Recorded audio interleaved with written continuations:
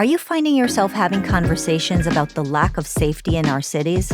How do we protect ourselves while we're hearing that the police is defunded? Additional gun laws against law-abiding citizens are being pushed while more criminals are on the streets.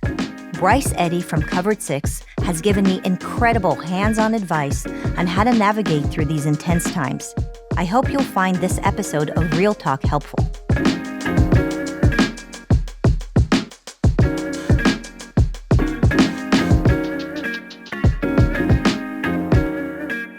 Bryce, I wanted to have a conversation with you about guns and safety and security. And specifically, I wanted to speak to you about this because you're really boots on the ground. You're not just theoretical. You're not just, studying the issues in a scholarly way, which we have a lot of access to here at PragerU, but wanted to speak to somebody who is actually working with a company that is providing security both to citizens and to government and training people on guns. And so you guys wear so many hats in really helping people get more sane and bring more common sense to this whole guns debate, if you want to call it even a debate. And I think it's just so important that we don't just speak in terms of theory, but really in terms of practice. What can we do? We're experiencing, real crime, but also a real debate about what should be done with guns. And so oftentimes I'll go to a birthday party and parents will come up to me and say, well, Marissa, how can you be pro-guns? Do you not love your children? Do you want your kids to die? Do you want your kids to die in a gun shooting? And obviously the answer for many of us conservatives, God forbid. I mean, I love my kids more than anything in the whole world. Of course I don't want that, but I do want pragmatic results. And I do want to feel that we can grow up in a world where there is some safety, some autonomy over our safety, and really pragmatic solutions. And so that's why I wanted to bring you in to really answer some of these very complex questions in a very tricky world that we're living in right now, where things are so polarized that if you say one wrong word about guns, or if you describe the guns in the wrong way, you're suddenly just attacked on social media. How can we aim for better safety and better security while still having, the Second Amendment rights that we all want to have? And so if you can just start with a little bit of your background, how did you get into doing what you're doing? Yeah, sure. Well, thank you for having me. I'm a little bit of a many-layered onion. I wear a lot of hats and have a lot of things that I do. With Covered 6, which is the name of our company, we're a vocational training school for military veterans, and I'm responsible for kind of strategy and risk and a number of other things within the business. And we saw, Chris Dunn, who's our founder and CEO, saw more than 10 years ago, I think we're going on 13 years now, that active shooter and things like that, I mean, that's the genesis for starting the company, was going to be on the rise. And we were going to be moving into a time of really great violence. And we saw the pattern of this happening because of what they were doing with law enforcement. You're seeing some of the very same things happening with military right now. You're seeing a lot of the diminishment of those folks in our society. You're seeing a kind of uprising of crime. Anybody who lives in a city right now is seeing that happening. There's actual campaigns to almost promote violence, or at the very least, not prosecute things. And if you are not enforcing laws, then it's as if the laws don't exist. So we're in a little bit of a world of hurt right now, and it's only going to get worse. And so like you're talking about with folks that you're at birthday parties with, and some of those same people that maybe a year ago were going, oh, how could you have a gun in the home, are secretly calling us and saying, don't tell anybody, but I need a gun. And we're seeing that happen more and more. Unfortunately, the gun is not a holy talisman, but that's how a lot of people treat it. Oh, I need a gun. Okay, now I'm safe. And we discourage that because I don't think everyone should own a gun. I don't think guns are right for everyone. I don't think they're necessarily right for most people. They come with a tremendous amount of responsibility. Just like any kind of fighting or martial art, they require that level of dedication, I believe, to be proficient. You're fighting with a weapon. It is fighting. So you need to be training with it. You need to be growing with it. You need to have that level of commitment. And a lot of people aren't prepared for that. So there's other things that we recommend as well. I want to bring up some of the birthday party questions that I've been Sure. assaulted with over the last few months, I guess I would say. And so people will come up to me and say, Marissa, how can you not be pro-gun control? Don't you think it's absurd that somebody can walk into a Walmart and pick up an assault rifle and, 2 hours later go and shoot somewhere? Can you just respond to that? How true is that, first of all? Well, it's not true. There are really effective and tight laws on the books for how you obtain weapons, and there are background checks that are pretty detailed. There's a difference between background check when you're going to go and get a job, where they check your employment history, make sure that you aren't a felon, although, these days that only goes back so far. But there's kind of that level of background check. And then there's what the FBI does when you're applying for a firearm. And it is far more detailed. And so there's nothing really wrong with those background checks. The idea of someone just, hey, that day conceiving of, I'm going to go and kill a bunch of people going into Walmart, that is not a widespread occurrence. And most people in this debate are not arguing from a position of good faith. The majority of what you see on that side is either confusion, so people just don't really know how the laws work. They don't really know what's going on. They have no clue about firearms. They're talking about automatic weapons, which are really semi-automatic weapons. They're talking about, weapons of war, which is a meaningless term because pistols are used in war, knives are used in war. There's all these things that they're pumping up. And people buy that stuff, that confusion. But the people who are promoting those ideas and really pushing them, like the media or those that are their allies, really want gun disarmament. Mm-hmm. And so how can you sit across the table from someone who that's their goal and actually argue for common sense gun laws? Because that's not what they're after. I would love to sit with somebody on the other side and, hey, we come together, meeting of the minds. How do we solve these issues? And we could actually probably come up with some great things. Right. Well, I really want to take this conversation beyond the conversation that politicians are having. Right. Because honestly, I feel like on both sides, I'm not sure that I'm very happy. I feel like Agreed. They failed us on many levels. So I want to go into the real deal. What should actually advocate for? My question is, with regards to actual gun laws that are on the books right now, what laws are actually on the books? Are they even being enforced? Because what is the point of having more laws for more people who are abiding citizens, while the criminals essentially have already laws that they're not even following? And so really, what is the point in all of that? What laws exist today that you are seeing are not actually being enforced? Oh, well, I think we're seeing it outside of the gun debate. I mean, the gun debate and gun laws and all stuff is just one thing that we're talking about here. But anybody who's been paying attention knows that most of our laws are not being properly enforced right now. You're seeing that with, all kinds of, criminal codes that aren't being enforced, or many things that were felonies being moved down to misdemeanors. You've got that happening all over the place. And gun laws are a part of that. So we're seeing that in our inner cities where people, with illegal weapons, are not being prosecuted.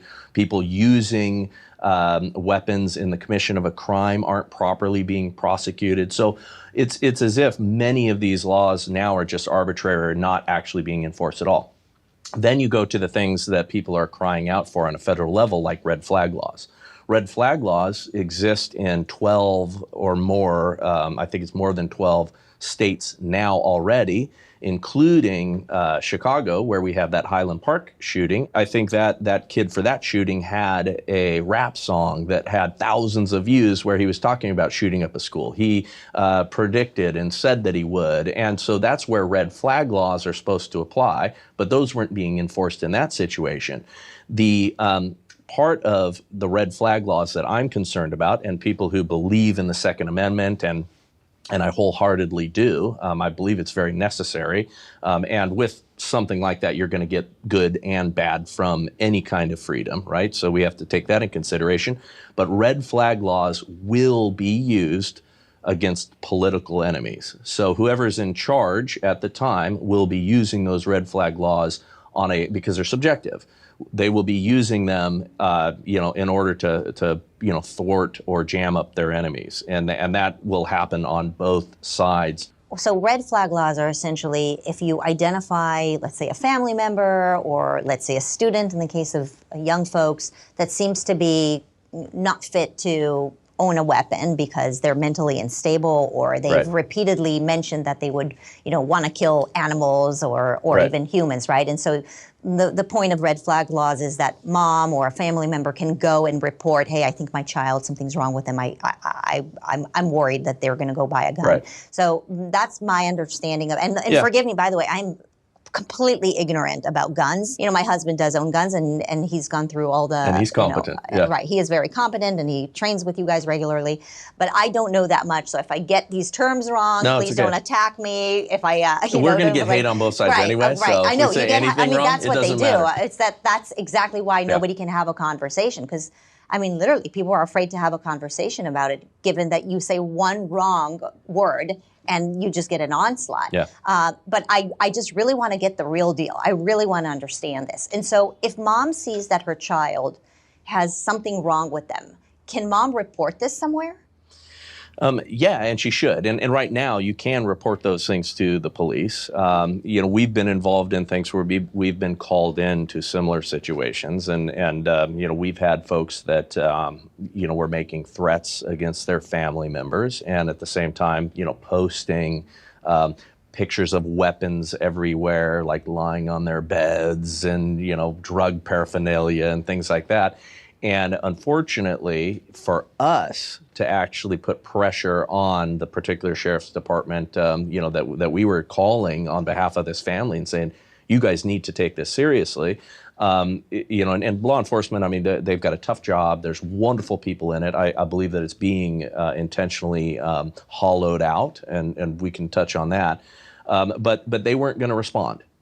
And they had, every right. There are laws on the books now that are strong enough for them to go and deal with that situation. And we knew that some of those guns, based on the pictures, were illegal. There was a whole bunch of levers that they could pull, and we had to, I'm going to say, guilt them into it by saying, okay, if something happens, who are you? What's your name? Okay, we're reporting this. We have you on record now.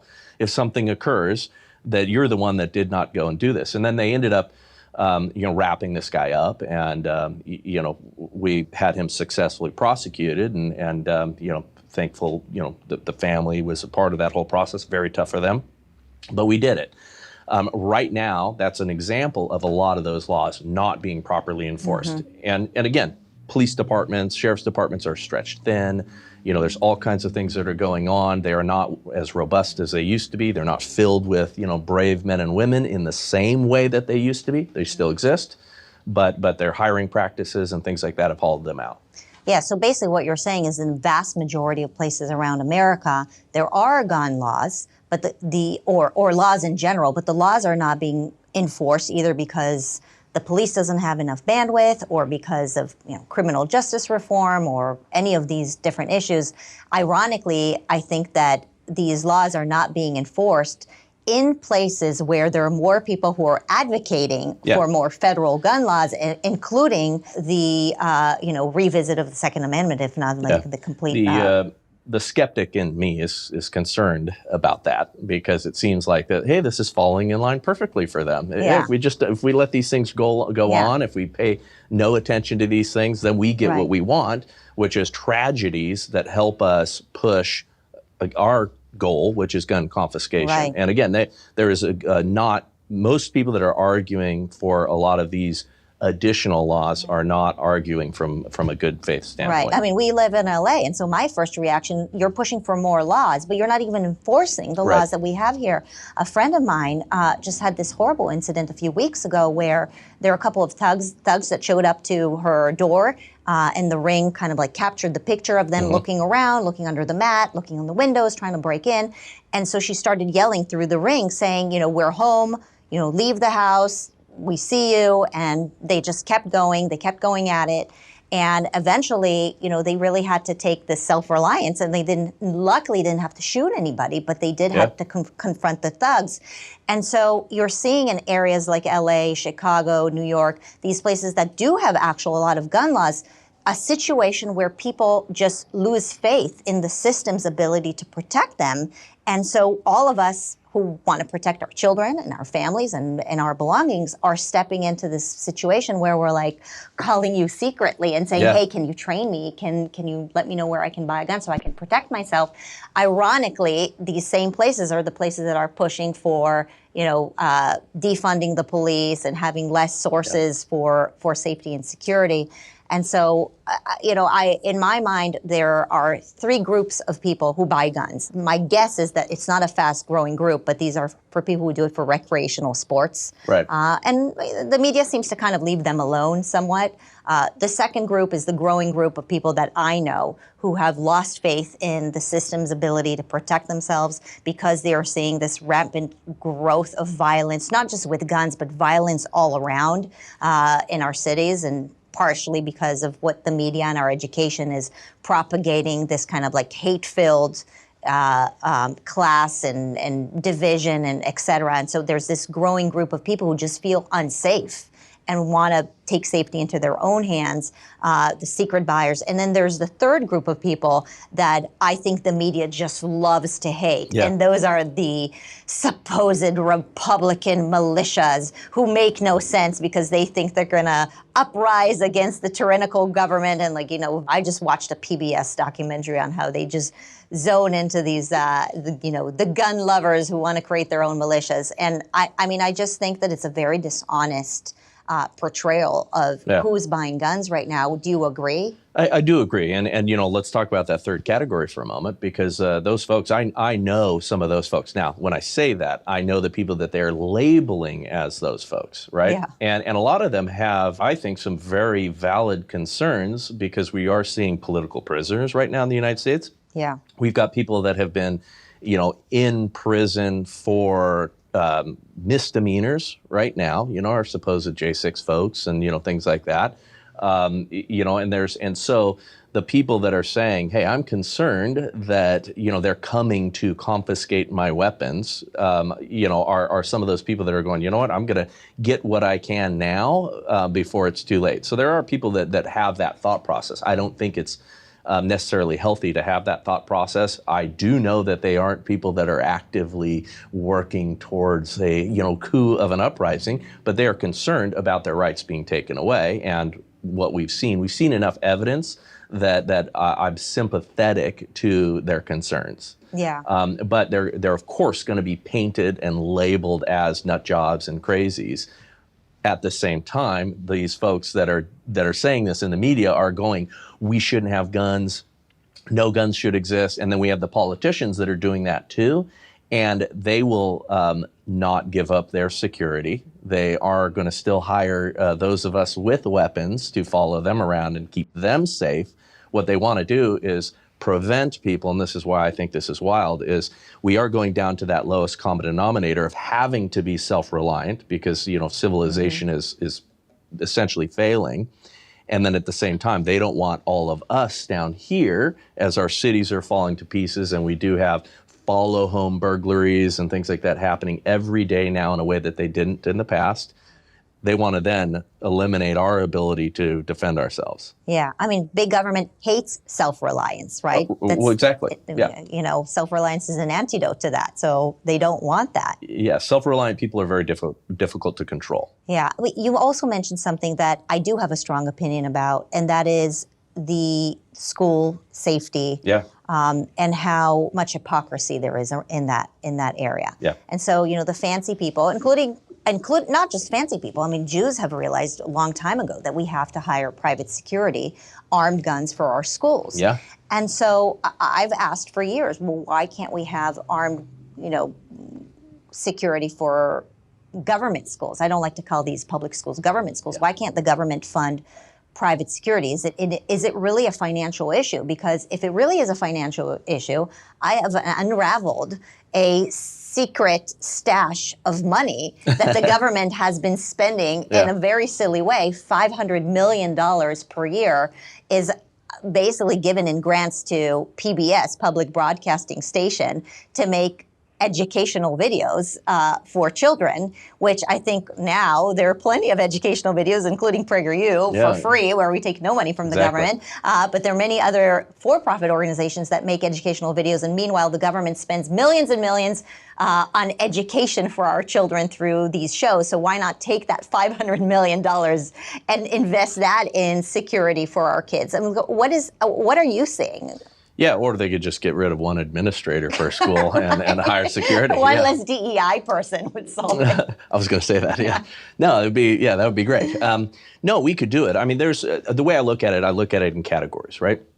We have short-term solutions, that we need to do, or immediate solutions. Then we have intermediate solutions, right? And then we have the long-term. In that short-term category, let's harden these targets, right? And let's put in, real security professionals. And, when Chris Dunn, who's our owner and founder, conceived of this, again, it was brought forth in active shooter times. It was, okay, hey, this is going to get worse. And so we immediately started working with a lot of private schools, of course, that were the first ones to go, okay, we need to do this. We're in areas that are falling to pieces, and we need to have trained professionals. And they aren't the mall cop types. I mean, these are, for us, we're a vocational training school for military veterans, so we're repurposing vets, excellent, awesome people that are ready to find their next purpose in life and their natural protectors, and let's put them in campuses and have them trained, and let's make sure that we know the ingress and egress in these schools are protected, so that people can't wander onto campuses and through unlocked doors and wreak havoc. So yes, we can do that. The argument against that, a lot of folks, that's going to traumatize my kid if they see a police officer or an armed security officer on school. That is an absolute I can tell you that from experience. Yeah. My children are not traumatized by that. The opposite. No, and you hire like you hire for anything else. You hire friendly, engaging, loving people that are competent at their job, and the kids are going to be, hey, high-fiving the security guy, and they're excited, and then there is that level of comfort and protection, in this world that is falling to pieces. So that's a non-argument. It's silly, childish. Then so we do need to do that. And we can do that in a bunch of different ways. And again, we're successfully doing it. Is there a good argument? Have we heard one good argument? Why should we not have armed security in government schools? No, I don't think there is, but it usually comes down to expense. And if you were going to put a sheriff on school grounds, or a police officer that comes from one of the local departments, that is about twice as expensive as engaging us and putting a armed, trained security guard on school grounds, and that's just the economics of it. It's because everything through the government is more expensive, basically. Yeah, there's pensions and there's things to pay for. Our guys get paid well, but they don't have government bloat on top of this. So. The private sector can always do things more effectively and less expensive than the government, and that I know you guys talk about that. Yeah. So no, there is not a good argument for that. The concern is that there's so many, and it's going to be this massive expense. But we could find the money. Money gets wasted tremendously. PBS. Yeah. PBS is a great example. I say let's get rid of one or two administrators for every school. It'll run better anyway. But yeah, so we could do that. I don't see any valid arguments why not. So, do you know why it's not being done? Yeah, because they don't really care about the kids. They see this as politically beneficial to them.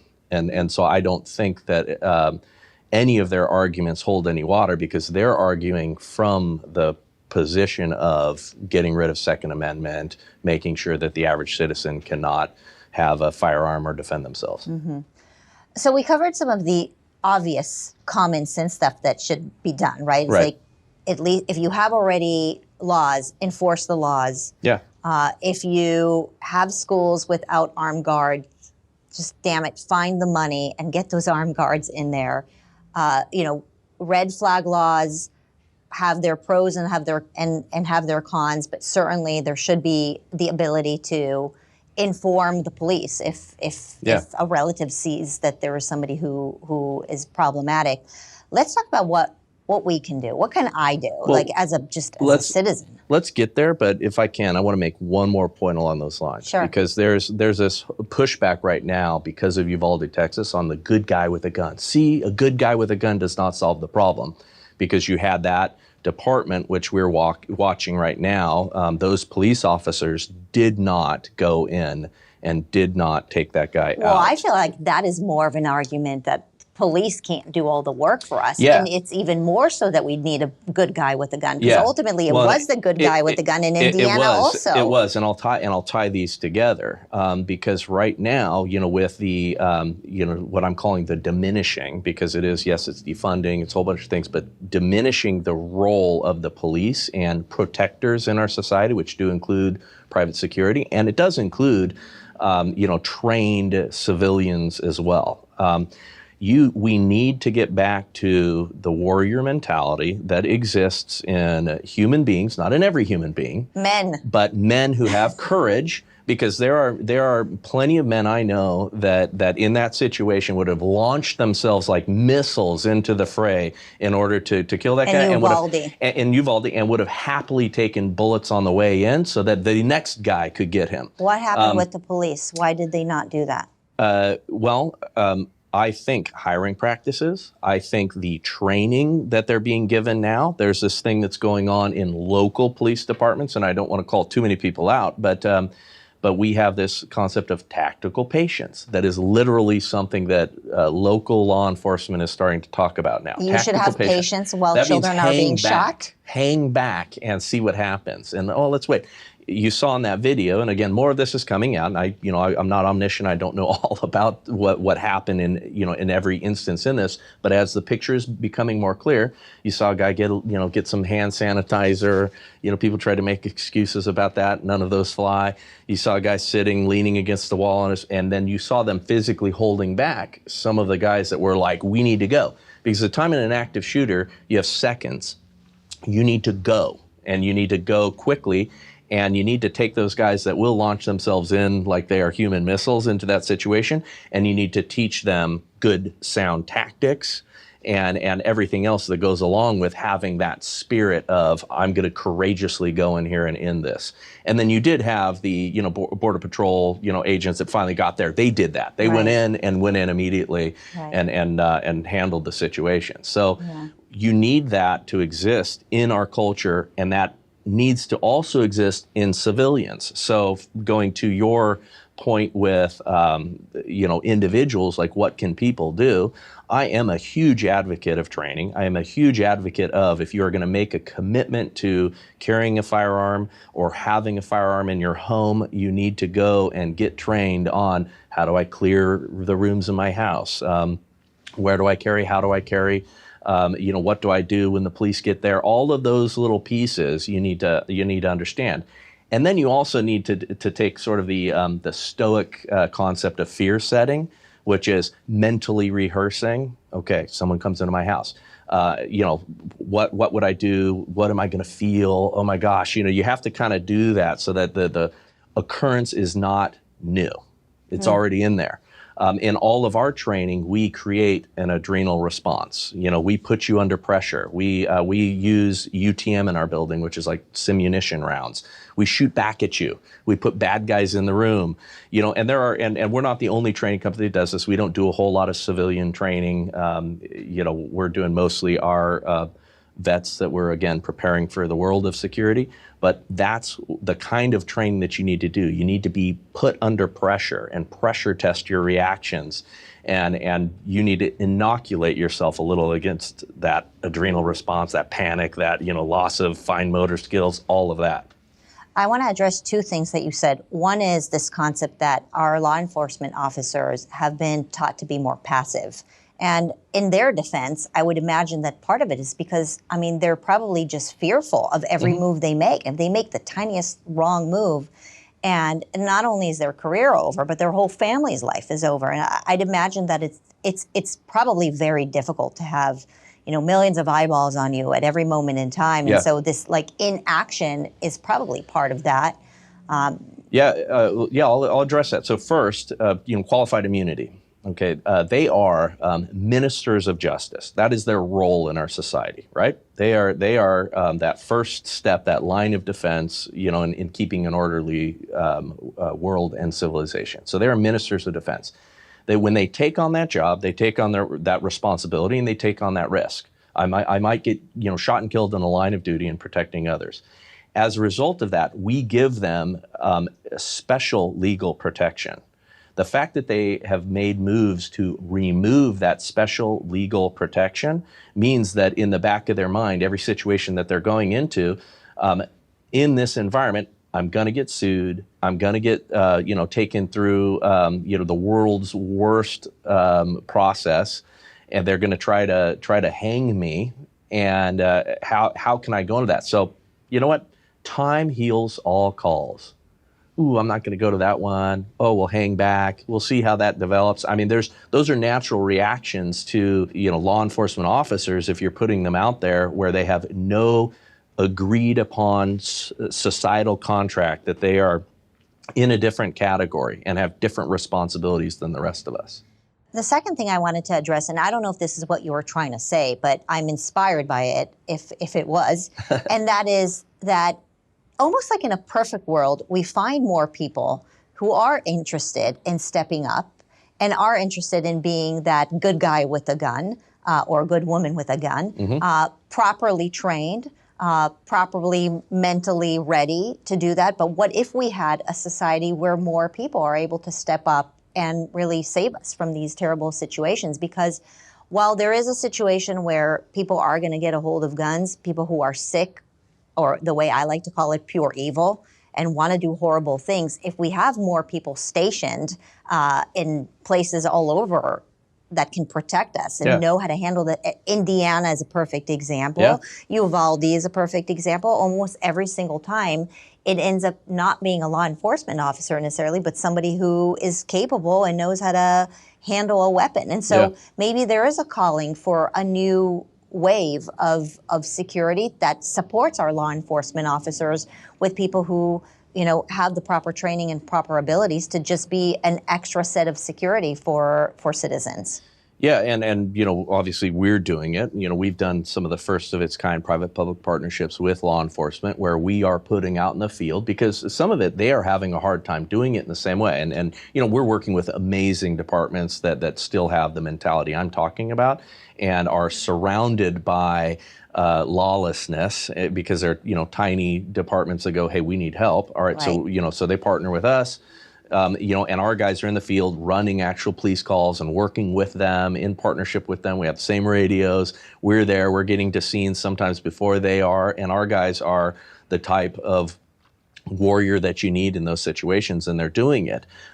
We do need it in the citizenry as well, because, you saw that in Indiana where it was a good guy with a gun. And again, good does not mean nice, but I think they conflate that, a nice guy with a gun. No, a good guy means a courageous person who is willing to step into the fray and solve a problem. Who helps end the evil, right? Yeah, a protector, and the police departments have stopped intentionally hiring protectors. Like, they do not want, and this is not true of every department, and I don't want to throw them all under the bus, but remember, you have political leadership that is driving a lot of these decisions, and that includes, we're not going to hire military vets.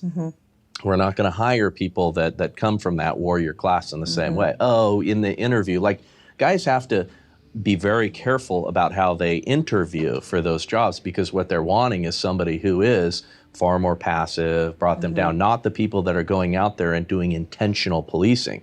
Because so much of policing is going out there and seeing suspicious folks and identifying, they're up to no good, and playing on those instincts and things like that. And they've made that racial issues. They've made that, all kinds of things that it is not. Yeah, I know many of them are your close friends, and I know you defend them all the time. And again, I'm just going to say, to their defense, we've created a culture that basically makes it impossible for them to do their job. And so they're asked to be passive, and the culture is expecting them to be passive. Oh, let's send social workers instead of police officers, right? And so it's like, okay, well, I guess I can behave like a social worker and not like a police officer. Yeah, we had a what do we NASCAR guy expect? at the gas station, get stabbed by a homeless man the other day.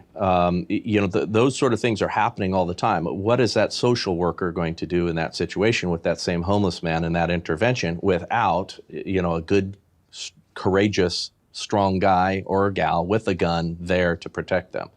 Yeah, I would say that anybody out there who is reasonable and is watching is probably thinking what I'm thinking. And that is, I love the police. I wish they were not placed in a situation where they can't do their job. I don't believe in defunding the police. I want more police officers. I don't know that I can handle protecting myself, but maybe I should try. But I do realize that I'm in a place in society where I do need to take matters to protect myself better because I'm afraid.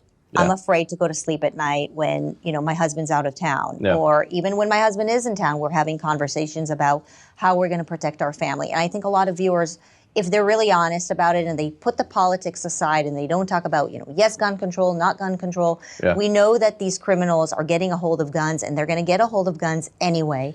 What can we do? This is what you do all day. You give that kind of advice. I'll hit a couple of things. First, you are not going to get rid of guns.